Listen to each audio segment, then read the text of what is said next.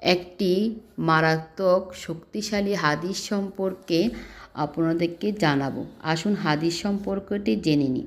হযরত মুহাম্মদ সাল্লাল্লাহু সাল্লাম বলেন, জেনে রেখো, সব মানুষ মিলে যদি তোমার কোনো উপকার করতে চায় তবে ততটুকুই করতে পারবে যতটুকু আল্লাহ তোমার জন্য নির্দিষ্ট করে রেখেছেন। সুবহানাল্লাহ। আর যদি সব মানুষ মিলে তোমার কোনো ক্ষতি করতে চায় তবে আল্লাহ তোমার জন্য যা নির্দিষ্ট করে রেখেছেন তার বেশি কোনো ক্ষতি করতে পারবে না। সুবহানাল্লাহ। তিরমিজি হাদিস। আসুন সবসময় আমরা মানুষের ভালো কামনা করব আর সবসময় ভালো নিয়ত করব। আমরা আরেকটি হাদিস সম্পর্কে জানব।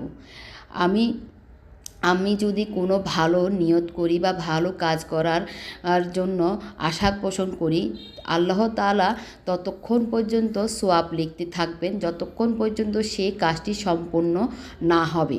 আর যদি কোনো খারাপ কাজের নিয়ত করে থাকি ততক্ষণ পর্যন্ত গুনাহ লেখা হবে না যতক্ষণ পর্যন্ত ওই খারাপ কাজটি আমার দ্বারা না হওয়া পর্যন্ত।